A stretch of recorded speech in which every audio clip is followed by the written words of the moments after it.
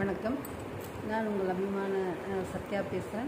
Welcome to my YouTube channel the desserts of divine. இன்றைக்கி நம்ம என்ன டாபிக் பற்றி நான் உங்களோட பேச போகிறோம் அப்படின்னா, குடும்பங்களே நவகிரகங்களா அப்படிங்கிற தலைப்பில் உங்களோட சில விஷயங்களை நான் பகிர்ந்துக்க ஆசைப்பட்றேன்.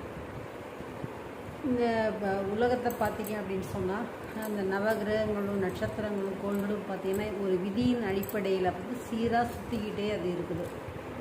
அந்த இயக்கத்தின் அடிப்படையில் பூமியில் அந்த தருணத்தில் பிறக்கிற அந்த குழந்தைகள் அந்த கோள்களின் அமைப்புக்கு ஏற்ப ஒரு சுக துக்கமான ஏற்ற இறக்கங்களினுடைய ஒரு வாழ்வியல் முறையை அவங்க வந்து வாழ்நாளில் அவங்க அடையப்படுறாங்க. ஸோ இதை வந்து பேலன்ஸ் பண்ணுறதுக்காக இந்த ஏற்ற இறக்கங்களை சுக துக்கங்களை நம்ம வந்து பேலன்ஸ் பண்ணிக்கிறதுக்காக வந்து பெரிய அளவில் பணங்காசு செலவில்லாத ஒரு எளிய பரிகார முறையாக தான் அந்த கூட்டு குடும்ப வாழ்க்கை முறை அந்த காலத்தில் இருந்தது. அது எப்படிங்க அப்படின்னு நீங்கள் கேட்கலாம். நவகிரகங்கள் அப்படிங்கிறது யாருமே இல்லைங்க. நம்ம குடும்ப உறவுகளே பார்த்திங்கன்னா ஒவ்வொருத்தவங்களும் ஒரு உறவுகளை அவங்க ரெப்ரசன்ட் பண்ணுறாங்க. எப்படி அப்படின்னு பார்த்தீங்கன்னா, ஃபார் எக்ஸாம்பிள் சூரியன் அப்படிங்கிறது பார்த்திங்கன்னா அப்பாவை குறிக்கிறது, சந்திரன் அப்படின்னா அது அம்மாவை குறிக்கிறது, செவ்வாய் அப்படின்னு சொன்னால் அதை வந்து பூமிக்காரகன் அப்படின்னு சொல்லுவாங்க இல்லையா. பூமிக்காரன் கூட பிறந்த சகோதரர்களை குறிக்கிறது, கூட பிறந்த இளைய சகோதரர்களை வந்து செவ்வாய் கிரகம் அப்படின்னு சொல்லுவாங்க. அதுமாதிரி புதன் அப்படின்னு சொன்னால் அவங்களுக்கு வந்து தாய்மாமனை குறிக்கிறது புதன். வியாழன் குரு கிரகம் அப்படிங்கிறது பார்த்திங்கன்னா ஆசிரியர்கள், குருமார்கள், சந்துக்கள் இவங்களையெல்லாம் வந்து வியாழ கிரகம்னா சொல்லுவாங்க. வெள்ளி அப்படிங்கிறது பார்த்திங்கன்னா நம்முடைய மனைவி, நம்ம யாரை வந்து தாலி கட்டி மனைவியாக ஏற்றுக்கிறோமோ அந்த மனைவி அப்படிங்கிறது பார்த்திங்கன்னா அவங்க வந்து சுக்கிரன். முக்கியமாக பார்த்தீங்கன்னா பெண்கள் அப்படின்னாலே சுக்கிரன் தான். அதிலும் குறிப்பாக மனைவி அப்படிங்கிறத வந்து ஒரு சுக்கிர கிரகமாக சொல்லப்பட்டிருக்கு. அதே மாதிரி சனி கிரகம் அப்படின்னு எடுத்துக்கிட்டிங்கன்னா நம்ம வீட்டில் வேலை செய்கிற அந்த வேலைக்காரர்கள் வந்து சனி கிரகமாக அவங்க பார்க்கப்படுறாங்க. ராகு கேதுக்கள் யார் அப்படின்னு சொன்னால், ராகுனா தாத்தாக்கள் எல்லாம் அந்த தாய் வழி தந்தை வழி இந்த தாத்தாமார்கள் எல்லாம் ராகுக்கள். அதே மாதிரி பாட்டிகள் எல்லாம் கேது கிரகமாக அவங்க குறிப்பிடப்படுறாங்க. இது எல்லாம் சேர்ந்தால் மட்டும்தாங்க அது குடும்பமாக இருக்க முடியும். அதில் ஏதாவது ஒன்று ரெண்டு வந்து இல்லை அப்படின்னாலுமே அந்த குடும்பத்தில் அதுக்கான ஒரு பக்க விளைவுகளை அது கண்டிப்பாக ஏற்படுத்தும். முந்தைய காலங்களில் பார்த்திங்கன்னா பண்டிகைகள் திருவிழாக்கள்லாம் வருஷத்தில் எப்போயாவது சில நாட்களில் வரும். அப்படிங்கும்போது அந்த நாள் கிழமைகளில் பெரியவங்கள்ட்ட ஆசீர்வாதம் வாங்குகிற ஒரு வழக்கம் அங்கே இருந்தது. ஸோ வீட்டில் அங்கே எல்லா குடும்பத்தில் இருக்கிற எல்லா உறவுகளும் அங்கே அந்த பண்டிகை காலங்களில் பார்த்தீங்கன்னா அந்த உறவுகளெல்லாம் ஒன்று சேர்ந்துருவாங்க. அப்போது பெரியவங்கள் வந்து என்ன செய்வாங்கன்னா, சிறியவங்களெல்லாம் பெரியவங்களுடைய காலில் விழுந்து ஆசீர்வாதம் வாங்க. அதே மாதிரி பெரியவர்கள் அவர்களோட பெரியவங்கள்ட்ட வந்து வாழ்த்துக்களையும் ஆசீர்வாதத்தையும் வாங்குகிற ஒரு வழக்கம் இருந்தது.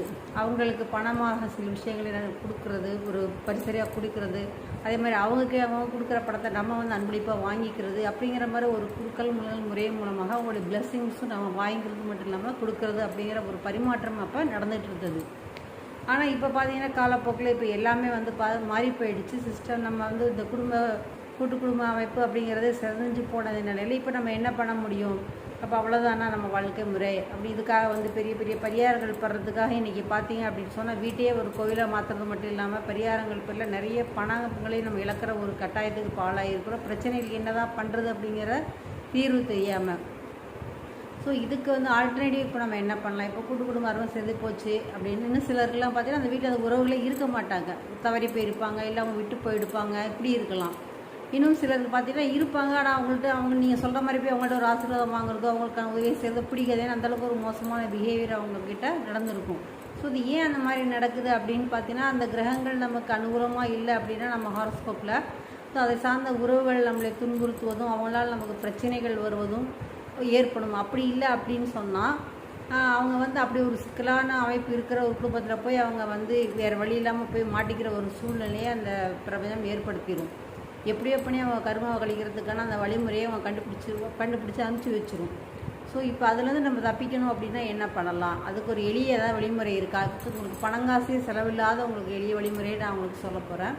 இதில் உங்களுக்கு யாருக்கு எதுவும் கொடுக்க முடியுமோ அதை நீங்கள் செஞ்சுக்கலாம். இதை வந்து சிலருக்கு தெய்வ நம்பிக்கை இருக்கும், சிலருக்கு இருக்காது, சிலருக்கு இதுக்கு செலவழிக்க பணமும் இருக்காது. இப்போ இவங்களெல்லாம் என்ன செய்யலாம் அப்படிங்கிறதுக்கு நான் உங்களுக்கு ஒரு விதியாக உங்களுக்கு சொல்லிட்டு வரேன். நான் ஃபஸ்ட்டு பார்த்தீங்க அப்படின்னு சொன்னால், இப்போ வந்து இந்த மாதிரி உறவு முறைகள் இல்லை அந்த இல்லாமல் போயிட்டாங்க அப்படின்னு சொன்னால் நம்ம என்ன பண்ணலாம் அப்படின்னு சொன்னால், ஃபஸ்ட்டு சூரியன் அப்பாவோடைய அந்த அனுகிரகம் நமக்கு இல்லை, அவரோட ஒரு ரிலேஷன்ஷிப் சரியில்லை, இல்லை அவர்களால் நமக்கு கிடைக்கிற நன்மைகள் கிடைக்கல அப்படின்னு சொன்னால், நீங்கள் வந்து ஒரு ஆன்மீக நம்பிக்கை இருக்கிறாங்க சிவனை நீங்கள் வழிபாடு செய்யலாம். சிவனை வழிபாடு பண்ணுங்கள். அப்படி இல்லை அப்படின்னு சொன்னால் சூரிய நமஸ்காரம் பண்ணுங்கள். டெய்லி காலையில் சூரியன் உதிக்கிறப்ப குளிச்சுட்டு சுத்தமாக சூரியனுக்கு எதுவுமே மந்தாமே தெரியாமல் பரவாயில்ல, சும்மா அவர் விழுந்து கும்பிடுங்க. சூரியனே உங்கள் ஆசீர்வாதத்தை எனக்கு கொடுங்கன்னு சொல்லி உங்களுக்கு தெரிஞ்ச மொழியில் சொல்லி அவரை கையெடுத்து கும்பிடுங்க. இல்லை விழுந்து நமஸ்காரம் பண்ணுங்க 11 தடவை. இல்லை சூரிய நமஸ்காரத்தை கற்றுக்கிட்டு பண்ணலாம். சரி, இதே மாதிரி தாயோட உறவு சரியில்லாமல் இருக்குது, அவங்களால கிடைக்கிற பிளஸிங்ஸ் கிடைக்கல, அந்த மாதிரியான பிரச்சனைகள் வருது அப்படின்னு சொன்னால் தாயாகவும் இருக்கலாம், மாமியாராகவும் இருக்கலாம், தந்தையாகவும் இருக்கலாம், மாமனாராகவும் கூட இருக்கலாம். சரி, அவங்களாம் என்ன பண்ணலாம் அப்படின்னு பார்த்தீங்கன்னா, அம்மனோட வழிபாடு அவங்க கண்டிப்பாக செய்யலாம். ஒரு ஆன்மீக நம்பிக்கை இருந்தால் அம்மன் வழிபாடு செய்யலாம். அம்மன் வழிபாடு அப்படின்னு சொன்னால் சாந்தமாக இருக்கிற அம்பாள் கிட்ட போகணும். நீங்கள் இப்போ சாந்தமாக இருக்கிற அம்மன் கிடையாது, அம்பாள் வழிபாடு பண்ணணும். சாந்தமாக இருக்கிற அம்பாளை நீங்கள் வழிபடணும். உக்ரமாக இருக்கிற அம்மனை போய் வழிபடக்கூடாது. சாந்தமாக இருக்கிற அம்பாளை வழிபடணும். அது என்றைக்குன்னா திங்கட்கிழமை அன்னைக்கு நீங்கள் இந்த வழிபாடு செய்கிறதன் மூலமாக இந்த உறவுனால் ஏற்படுகிற இந்த சிக்கல்கள் வந்து நமக்கு என்ன செய்யும் அப்படின்னா, அதை வந்து நம்ம தவிர்ச்சிடலாம். இல்லை எங்களுக்கு அந்த மாதிரி கோயில் போக பிடிக்காது அப்படின்னா சந்திரன் நீங்கள் நம்ம சாயங்கால நேரத்தில் சந்திரன் உதிக்கும் போது டைரெக்டாகவே சந்திரன் நம்ம கண்முன்னே தெரிகிறாரு இல்லையா?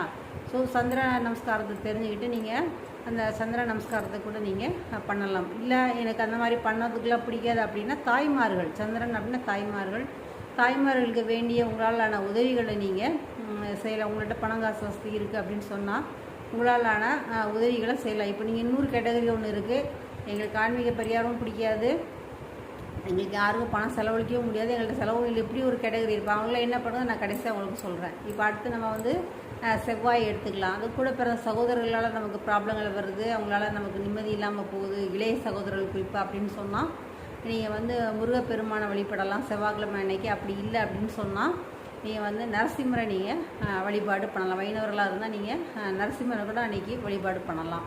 அது உங்களுக்கு வந்து அந்த கிழமையில் போய் வழிபாடு பண்ணும்போது அது உங்களுக்கு நன்மையை உங்களுக்கு கொடுக்கும். அதே மாதிரி வியாழக்கிழமைகள் அதாவது படிப்பு சரியாக வரல, குழந்தைகளால் பிரச்சனைகள் வருது, இப்படிலாம் ஒரு பணங்காசெல்லாம் பெரிய தடை ஏற்படுது, பெரிய லெவலில் பணம் வந்து நமக்கு இதுவாகுது, லாஸ் ஆகுது, இப்படிலாம் பிரச்சனைகள் வருது அப்படின்னு சொன்னால் குருமார்கள் சொல்லிட்டு இருக்கிறவங்களே உங்களுடைய சிலருக்குலாம் வந்து இந்த வழியாக சில குருமார்கள் இருப்பாங்க, அவங்கள நீங்கள் பிரார்த்தனை பண்ணிக்கலாம். இல்லை சாது சந்துக்களுக்கு உணவு வாங்கி கொடுக்கலாம். அவங்களுக்கு வேண்டிய பண உதவி, பொருளாதார உதவி, தேவைகள் ஏதாவது கொடா செருப்பு அந்த மாதிரி நீங்கள் வாங்கி கொடுத்து நீங்கள் இது பண்ணிக்கலாம். அந்த மாதிரி வந்து ஆசிரியர்கள் அவங்கள வந்து நல்ல விதமாக அவங்கள ட்ரீட் பண்ணுறது, இதெல்லாம் வந்து பார்த்திங்கன்னா அந்த குரு கிரகத்தை அவங்களுக்கு பலப்படுத்தி கொடுக்கும். அப்படி இல்லைன்னா சின்ன சின்ன குழந்தைகள் கூட குரு பகவானுக்கு சமம். அந்த குழந்தைகளுக்கு வந்து நம்ம அவங்கக்கிட்ட அவங்கள ரொம்ப அடிக்காமல் கொள்ளாமல் அவங்கள்ட்ட அன்பாக நடந்துக்கணும். அவங்களுக்கு வேண்டிய சின்ன சின்ன தேவைகளை வச்சு அவங்கள சந்தோஷமாக நம்ம வச்சுக்கணும். ஸோ இது கூட வந்து பார்த்தோன்னா அந்த குரு கிரகத்தை வந்து நமக்கு பலமளித்து கொடுக்கும். பல பேர் சுக்கிரன் இப்போ வந்து கணவன் மனைவி உறவில் பிரச்சனையாக இருக்குது அப்படின்னு சொன்னால் வந்து மனைவிமார்கள் வந்து ரொம்ப பிரச்சனை பண்ணவங்களாக இருக்காங்க அப்படின்னு சொன்னால் அதுக்குமே நீங்கள் வந்து வெள்ளிக்கிழமை அன்னைக்கு நம்ம போய் என்ன பண்ணணும் அப்படின்னு சொன்னால் அம்பாளை தான் தரிசனம் பண்ணணும். அம்மனை இல்லை, அம்பாளை போய் தரிசனம் பண்ணணும். அமைதியாக சார்ந்த சுரூபியாக இருக்கிற அம்பாள்கிட்ட போயிட்டு நீங்கள் வெள்ளிக்கிழமை நாட்களில் அவளுக்கான ஒரு பிரார்த்தனை நீங்கள் வச்சுட்டு வரலாம். இல்லை ஒரு சுமூகமாக இருக்குது அப்படின்னு சொன்னால் இன்னும் அதை நல்லா என்ஹான்ஸ் பண்ணணும் அப்படின்னு சொன்னால் வெள்ளிக்கிழமைகளில் பார்த்திங்கன்னா உங்களுடைய மனைவிமார்களுக்கு வந்து அந்த சுக்கிரன் அப்படின்னாலே அவங்களுக்கு ரொம்ப பிடிச்சது பார்த்தீங்கன்னா மலர்கள் பிடிக்கும், பர்ஃப்யூம் பிடிக்கும், அந்த சுக்கிர பகவானுக்கு சுகந்தமான வஸ்துக்கள் பிடிக்கும், ஆடை ஆபரணங்கள் பிடிக்கும். ஸோ பெண்கள்லாம் ஏன் இதுக்கெலாம் ஆசைப்பட்றாங்க அப்படின்னா அது அவங்க ஜெனட்டிக்கலாகவே அப்படி தான் டிசைன் பண்ணப்பட்டிருக்காங்க. அவங்களுக்கான அந்த ஆசைகளை நீங்கள் நிறைவேற்றும் போது அது சுக்கிரனையே ப்ளீஸ் பண்ணுற மாதிரி. அப்போ அது உங்களுக்கு இன்னும் நிறையா வந்து பொருள் வந்து வீட்டில் சேர தொடங்கும். அவங்க வந்து வீட்டில் இருக்கிற பெண்கள் எப்போவுமே சந்தோஷமாக இருக்கணும். அப்போ அதுக்காக இந்த மாதிரியான விஷயங்களை வந்து நீங்கள் கண்டிப்பாக பண்ணுங்கள். இது வந்து பெண்களுக்கு ப்ரொமோட் பண்ணுறதுக்காக இல்லை, இதெல்லாம் சில ஜாதக ஒரு ரீதியான ஒரு பரிகாரங்கள் தான் இதெல்லாம். ஓகே, இப்போ வந்து அடுத்து பார்த்திங்கன்னா நமக்கு இப்போ சனி கிரகங்கள் அதனால பிரச்சனை, பெரிய கடன் தொல்லையில் மாட்டியிருக்கோம், மிகப்பெரிய நோய் தாக்கம் ஏற்படுது, இப்படிலாம் சில இப்போ சண்டை சச்ச தகராறுலாம் இருக்குது. ஸோ இந்த மாதிரியெல்லாம் நமக்கு ப்ராப்ளங்கள் வருது அப்படின்னா மூத்த சகோதரர்களால் நமக்கு பிரச்சனைகள் வருது, மூத்த சகோதரிகளால் நமக்கு பிரச்சனைகள் வருது. ஸோ இந்த மாதிரியெல்லாம் பிரச்சனைகள் இருந்தது அப்படின்னு சொன்னால் நீங்கள் வந்து சனிக்கிழமை அன்னைக்கு ஆஞ்சநேயரை வழிபடலாம், நீங்கள் பைரவரை வழிபடலாம். இல்லை இந்த மாதிரி நீங்கள் வந்து இல்லைன்னா இந்த சாத்தனா ஐயனார் இருக்கார் இல்லையா, ஐயனார் வழிபாடு. இப்போ கிராமங்களில் இருக்கிறவங்களா இருந்ததுன்னா ஐயனார் வழிபாடு சனிக்கிழமையில் நீங்கள் அவங்கள வந்து நீங்கள் வழிபாடு பண்ணலாம். இல்லை சனிக்கிழமை அன்றைக்கி வந்து அந்த சனி ஹோரையில் காகத்துக்கு உங்களால் முடிஞ்ச உங்களுடைய குல வழக்கப்படி ஏதாவது ஒரு சாப்பாடு அதுக்கு வந்து நீங்கள் கொடுக்கலாம். இதெல்லாம் முடியாது அப்படின்னா கூட அந்த நாட்களில் போய் கண்டிப்பாக ஒரு வழிபாடை வந்து இதை வந்து சன்செட்டுக்குள்ளே பண்ணணும். சூரிய உதயம் ஆனதுக்கப்புறம் சூரிய உதயத்துக்குள்ளே போயிட்டு இந்த பூஜை முறைகளையெல்லாம் நீங்கள் செஞ்சுட்டு வந்துடணும். இது வந்து இப்படிலாம் பண்ணுறது மூலமாக அந்த கிரகத்தினால் நமக்கு ஏற்படுகின்ற அந்த பிரச்சனைகள், இந்த உறவுகளால் இருக்கிற பிரச்சனைகள் நமக்கு தீரும் அப்படின்னு சொல்லப்படுது. ஓகே, இப்போ வந்து நிறைய பேர் சொல்லியிருப்பாங்க, சிலர் நான் என்ன சொல்லுவாங்களா, அப்போ அது ஆன்மீக நம்பிக்கை இல்லாதவங்களாக இருப்பாங்க, இல்லை பண உதவி கோயில்களுக்கு போய் செய்கிற அளவுக்கு எங்கள்கிட்ட பண உதவி இல்லை, அப்படி நாங்கள் இப்போ என்ன தான் பண்ணுறது அப்படின்னு நினைக்கிறவங்களா இருந்தால், யார் எந்த விதமான ஜாதி தர்மத்தை சேர்ந்தவங்களாக இருந்தாலும் சரி, எந்த உறவால் பிரச்சனை வருதோ அந்த உறவு சம்மந்தப்பட்ட நான் எப்படி சொல்லியிருக்கேன், எந்த உறவுக்கு எந்த நாள் அப்படின்னு சொல்லியிருக்கேன். ஸோ அந்த நாட்களில் உதாரணமாக உங்கள் அப்பாவோட மாமனாரோட உறவு சரியில்லை, அவங்களால ரொம்ப பிரச்சனைகள் ஏற்படுது அப்படின்னு சொன்னால், ஞாயிற்றுக்கிழமை அன்னைக்கு நீங்கள் காலையில் சூரிய உதயம் ஆறதுக்கு முன்னாடி குளிச்சுட்டு சூரிய உதயம் ஆறிலிருந்து சூரிய அஸ்தமனம் ஆற வரைக்கும் வெறும் தண்ணியை மட்டும் குடிச்சு விரதம் இருங்க. அவ்வளோதான், எதுவுமே பணங்காசு செலவில்லாத ஒரு செலவு, ஒரு வழிமுறை இது. இதை வந்து யார் வேணால் கடைப்பிடிக்கலாம். அந்த பசியை நீங்கள் கொஞ்சம் பொறுத்துக்கணும்.